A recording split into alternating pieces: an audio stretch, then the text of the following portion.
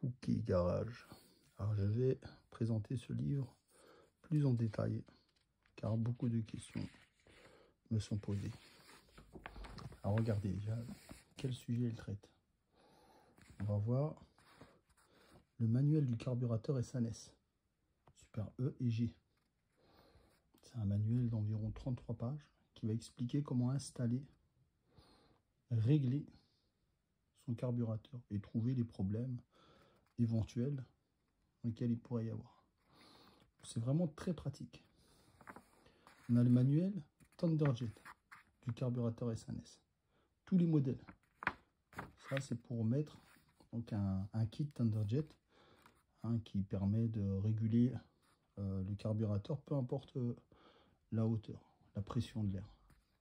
Ça enverra toujours, ça sera toujours un bon mélange. Il y aura beaucoup moins de problèmes. Le carburateur sera plus efficace. Que vous soyez en hauteur ou très bas. Ici, on a le manuel du Mikuni HSR. Alors, le modèle 42, 45 ou 47. Ça va expliquer comment le monter, comment le régler. Il y a aussi toutes les pièces qui le composent avec leurs références.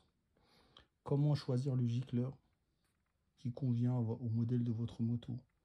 Alors, il y a des tableaux, c'est vraiment très intéressant. Et c'est quasiment indispensable si vous avez un carbu et puis vous ne voulez pas passer par un garage. Ça, en suivant les instructions, vous pouvez régler vous-même votre carburateur. Ici, on a le manuel du carburateur SU, éliminateur 1 et 2. Si vous avez un carburateur SU, c'est un carburateur très différent des autres modèles. Celui-là, il se règle par l'intermédiaire de l'aiguille. Et vous aurez ici toutes les instructions, pareil, pour le monter, le démonter, avec le catalogue des parts, de ce qui le compose. Pareil, indispensable. Celui-ci, c'est le manuel du carburateur Bendix 38 Zénith. C'est les carburateurs sur les Chevrolet d'origine. Pareil que les autres, très intéressant. Savoir monter ce carburateur, il est différent aussi des autres. Ils ont tous des particularités selon la marque. Savoir choisir, savoir le monter, trouver les problèmes, le régler, le démonter, connaître les pièces qui le composent. Ici, là, on a le manuel de réglage des tiges de culbuteur Harley. Du knuckle au twin cam. Vous avez vu tous les modèles? Et avec ça, vous saurez monter et régler les tiges de culbuteur. Très important pour un bon réglage d'allumage. Et ça évite aussi beaucoup de problèmes. Ici, on a le manuel du kit d'équilibrage SANES pour les bielles. Savoir régler le vilo. Ça, c'est plus technique. Et celui qui a un problème moteur et les outils pour le démonter, avec ça, il saura parfaitement le régler. Ici, là, on va voir quelque chose de beaucoup plus utile qui touche beaucoup de monde. Savoir régler l'allumage électronique Dyna 2000i, pardon. C'est un allumage, un des allumages les plus connus. Très pratique, très simple à régler.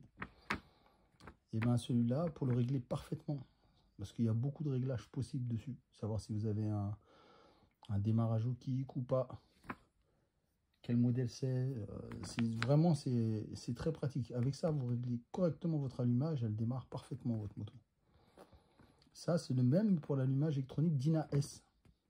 C'est un allumage encore plus répandu que celui-ci. Il est moins performant, mais il est suffisant. Avec ça, votre moto, elle marche parfaitement déjà.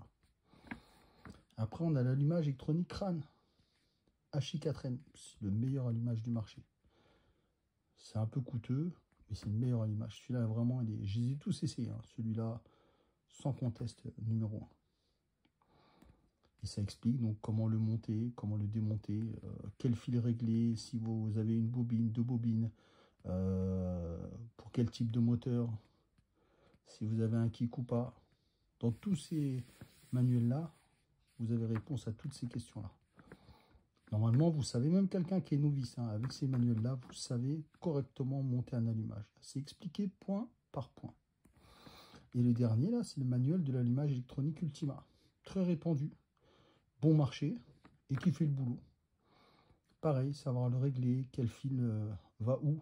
C'est vraiment trouver le point moraux. Et toutes ces choses-là, elles vont être indiquées dans ces manuels-là. Donc ça, c'est un livre qui regroupe tous ces manuels. Je les ai mis dans ce livre pour que chacun puisse régler par lui-même sa moto, sans passer à chaque fois par la case garage. On va prendre 90 € de l'heure chez Harley. Hein.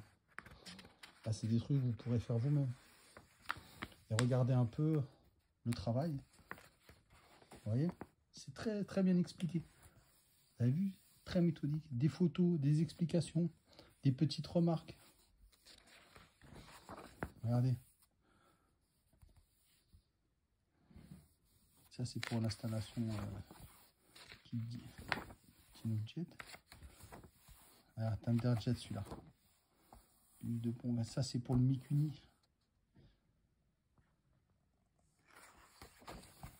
Regardez. On va vous expliquer la différence des starters entre les marques. Là, on va avoir les cadres, les tableaux de réglage. Regardez le livre des parts. Ici, vous avez tous les parties du carbu qu'on va retrouver ici, qu'on peut après racheter finalement très simplement en tapant la référence sur Internet. Ben, vous trouvez la pièce qui correspond parfaitement à ce que vous cherchez, sans vous tromper. Et regardez pour le carburateur, celui-là. Ça, c'est un livre unique. Alors ici, il y a 2 pages. Soit je les colle. Moi, j'ai préféré les laisser ouvertes pour les annotations. Alors, moi, j'utilise beaucoup les manuels et c'est toujours bien d'avoir du papier sous la main, ne serait-ce que pour prendre des notes, pour le réglage du carbu que vous avez fait ou non. Donc, j'ai préféré pas les coller. C'est les pages centrales du livre. Allez, carburateur Bendix. Les tiges de poussoir. Pareil, là, j'ai ajouté, si vous regardez le manuel original, il n'y a pas les photos comme ça. Hein. Il n'y a pas aussi les petites astuces que j'ai rajoutées dans le livre. Tout ça traduit en français. T'as vu? Donc là, selon le moteur que vous avez, on vous expliquera comment régler si vous avez des poussoirs hydrauliques ou des poussoirs mécaniques. Avec des photos, c'est vraiment très précis, regardez. Pour trouver le point moraux, le point d'avance. Enfin, tout le livre, vraiment très intéressant. Vous avez les schémas. Tout est bien expliqué. Et ce n'est pas des schémas que j'ai laissés en anglais. Tous les schémas, je les ai retraduits. De manière à ce que tout devienne compréhensible pour un francophone. Vous avez vu? Tout est en français.